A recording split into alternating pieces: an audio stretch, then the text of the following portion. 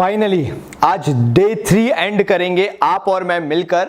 ये जो अंत है इसका कोई अंत नहीं है। कल फिर डे 4 से चालू कर दूंगा। तुम लोगों को परेशान करना, कमी नहीं आनी चाहिए जोश में। बाबा जी ने कहा है टाइम से, तो मतलब टाइम से। अब हमें आज क्या करना है? आज हम सिर्फ चैप्टर 1 फिनिश करेंगे, क्योंकि मैं नहीं चाहता कि तुम लोगों को लगे कि यार बाबा जी रश कर रहे हैं। अब जो भी हो, हमें तो चैप्टर्स करने हैं डिटेलिंग में। तो शुरू करेंगे आज हम चैप्टर 1 के लास्ट पोर्शन से।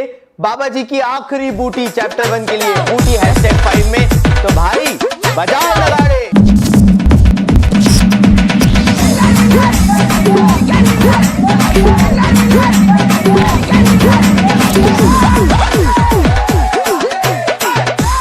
तो यार बूटी 5 शुरू करने से पहले बात सुनो। हम इसमें आज करेंगे 3 बेसिक टॉपिक्स और ज्यादा डिटेलिंग में नहीं जाएंगे।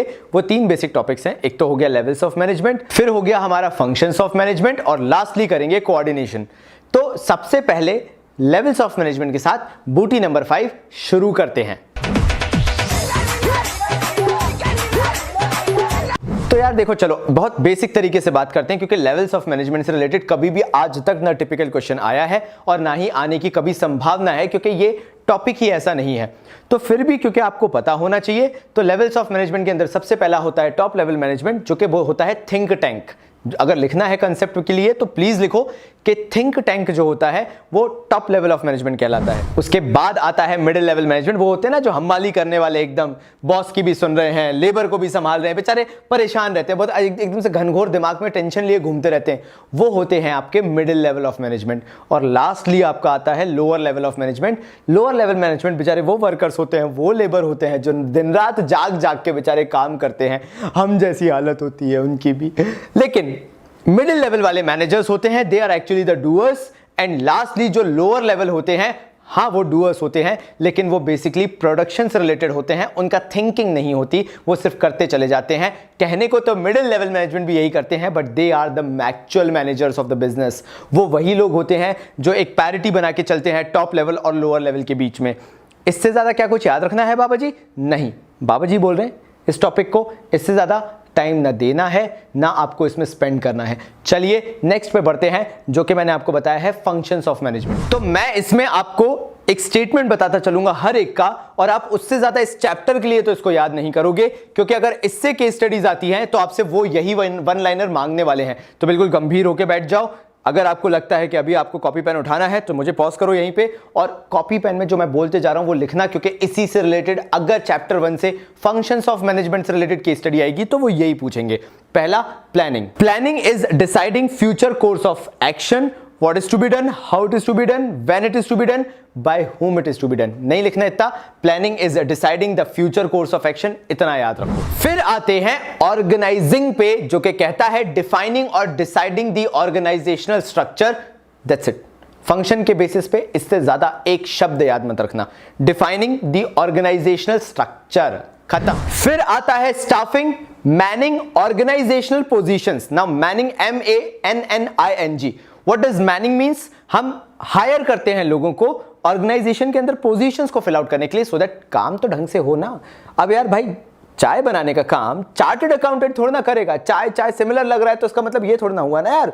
तो आपको पता होना चाहिए किस काम के लिए कौन चाहिए, और उसके लिए ऑर्गेनाइजिंग होना चाहिए, स्टाफिंग होना चाहिए, डायरेक्टिंग होना चाहिए, सारी चीजें होना चाहिए। लेकिन सबसे जरूरी क्या होना चाहिए?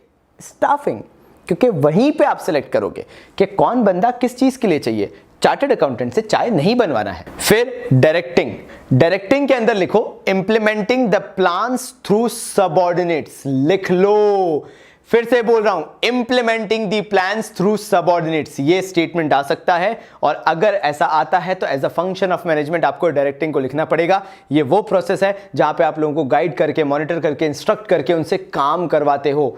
Important point. और लास्ट, कंट्रोलिंग में याद रखना है implementing the plans rightly, correctly, accurately as per the expectations. यहां पर बस चेक किया जाता है कंट्रोलिंग में कि जो भी प्लान था वो इंप्लीमेंट किया गया है, जैसा सोचा था उसी तरीके से। इससे ज्यादा कुछ भी नहीं। चलो यार बस लास्ट टॉपिक पे बढ़ते हैं, और वो लास्ट टॉपिक है हमारा कोऑर्डिनेशन, यानी किस तरीके से मिलके काम करेंगे, वो चीज आपको देखनी है। तो चलो उसको भी निपटा ही लेते हैं। तो भाई कोऑर्डिनेशन अपने आप में एक प्रोसेस है। यानी अगर आपको कोई चीज याद रखनी है तो वो याद रखोगे कि कोऑर्डिनेशन एक प्रोसेस है।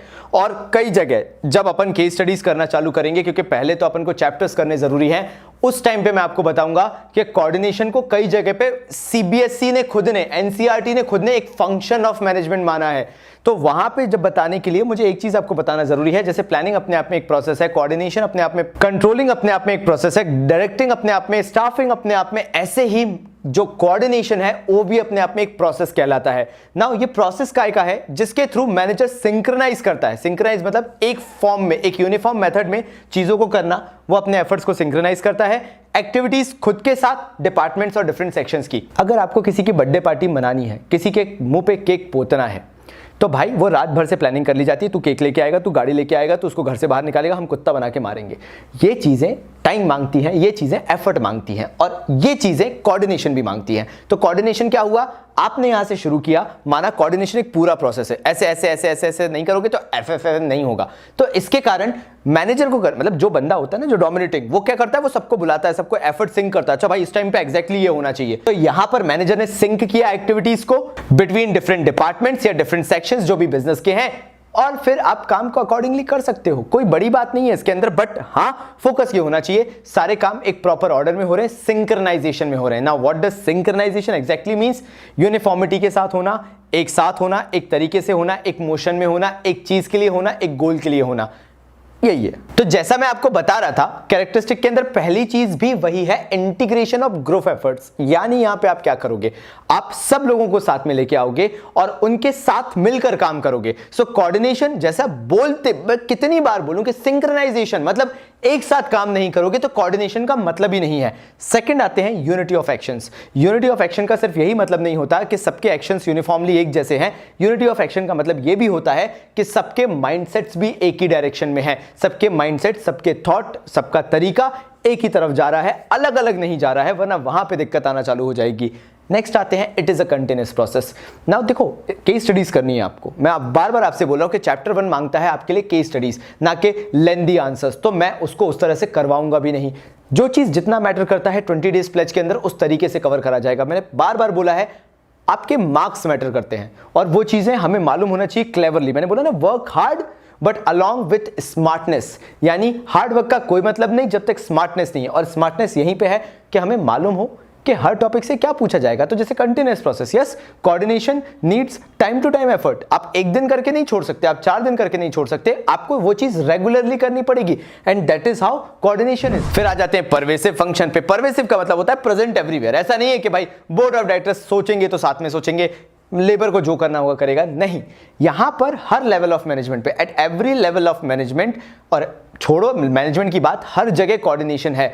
तो परवेसिव टिपिकली मतलब करता है कि it is required at every level, चाहे वो कोई भी लेवल हो, चाहे वो कोई भी काम कर रहा हो ऑर्गेनाइजेशन के अंदर, सबका कोऑर्डिनेशन के साथ काम करना, सिंक्रोनाइजेशन में काम करना जरूरी है। लेबर कोई और यूनिट्स बना रहा है, बोर्ड ऑफ डायरेक्टर्स पार्टी करने निकल गए, ऐसा नहीं हो सकता। So you have to think upon कि जब भी काम करो साथ में काम करो। नेक्स्ट आ जाते हैं डेलिब्रेट फंक्शन। सो कोऑर्डिनेशन वो चीज है जिसको जानबूझ के किया जाता है। अब आई डोंट नो एनसीईआरटी का क्या है कि कुछ चीजें वो ऐसे इंक्लूड करते हैं, but to be very honest, deliberate function कोई इतना यूनिक नहीं है अपने आप में फीचर, बट डेलिब्रेट फंक्शन ये कहता है कि when it comes to coordination, वहां पर चीजों को करना जरूरी है इंटेंशनली।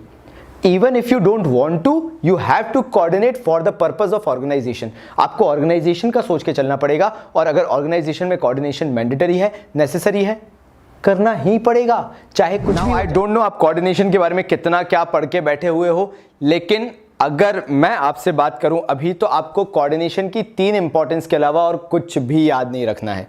तो वो 3 बेसिक इंपॉर्टेंसेस क्या हैं जो कोऑर्डिनेशन की याद रख सकते हैं। पहला बहुत सिंपल सा है, ग्रोथ ऑफ ऑर्गेनाइजेशन, या मैं यूं बोलूं तो ग्रोथ ऑफ ऑर्गेनाइजेशनल साइज। यानी अगर आप चीजों को कोऑर्डिनेट करके चलोगे तो आपके लिए ग्रोथ पक्की है।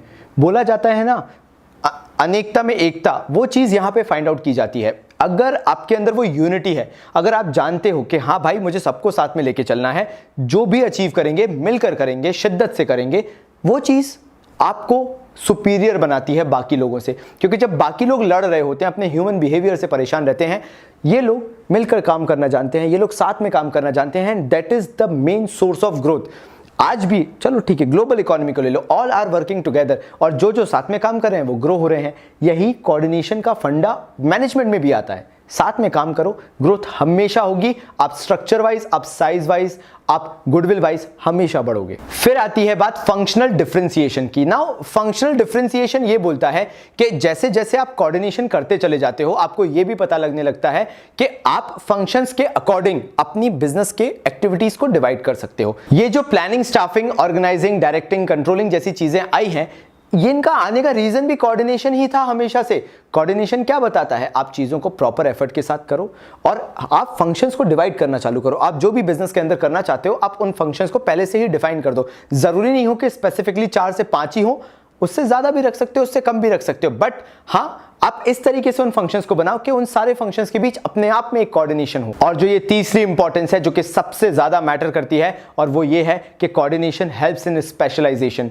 आप कोऑर्डिनेशन को अगर उस फॉर्म में देखते हो, आप जानते हो कि कोऑर्डिनेशन कितना इंपॉर्टेंट है, तो आप सबसे ज्यादा किस चीज पे ध्यान रखोगे कि हाँ, उस कोऑर्डिनेशन के थ्रू आपके बिजनेस के अंदर एक्सपर्ट्स का स्पेशलाइजेशन हो रहा है। आपके पास फील्ड में वो लोग हैं जो जानते हैं अपने काम को टू द मैक्स लेवल, और वो ये भी जानते हैं कि वो अगर स्पेशलाइज्ड होंगे तो बिजनेस की ग्रोथ है, उनकी भी ग्रोथ है। यानी अल्टीमेटली मैटर क्या करेगा? How a business grows by the specialization of the employees. और हाँ, अगर आपने कोऑर्डिनेशन करके रखा है, अगर आपने लोगों को उनका काम बता के रखा है, टाइमली अपॉर्चुनिटी सबको मिल रही है, सब अपने हिसाब से काम कर रहे हैं, that is how coordination works. It is not just about synchronization only, it is about synchronization in every manner.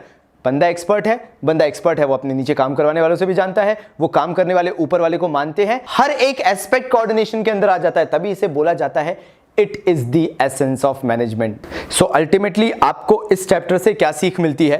It is not at all a big chapter, but मेरा फंडा ये था कि I wanted to give this chapter a bit more time so that आप उसको सोच सको, समझ सको। हमें केस स्टडीज भी करनी है, और अगर मैं चैप्टर रश कर देता तो मे बी तुम लोग केस स्टडीज के लिए इतने इंटरेस्टेड नहीं होते, क्योंकि तुम्हें लगता है यार बाबा जी तो रश करा रहे हैं। नहीं, अपने पास बहुत टाइम है, 20 डेज प्लेज बिजनेस का है, 20 डेज में खत्म करना है, तो मतलब आराम से करेंगे ना। अब तुम्हें बैठ के क्या करना है? मैंने चैप्टर 1 को, जो तुम्हारा 12-15 पेज का चैप्टर था, जो तुम्हें लगता था कि करना पड़ेगा इतना सारा, मैंने 3 से 4 पेज, बहुत बोल रहा हूं 3 से 4 पेज, हार्डली 2 से 3 पेज में मैंने आपको सिंक्रोनाइज करवा दिया है। You know what I did. तो आपको करना क्या है? बैठ के अल्टीमेटली आपको ये चैप्टर उठाना है, जैसे जैसे मैंने बताया है, जो जो इंपॉर्टेंट है उसको पकड़ना है, जो जो नहीं है उसको छोड़ दो, नहीं आएगा। चलिए अब हम मिलेंगे कल रात के 10 बजे चैप्टर 2 के साथ, जो कि है प्रिंसिपल्स ऑफ मैनेजमेंट। तब तक के लिए बाबा जी की तरफ से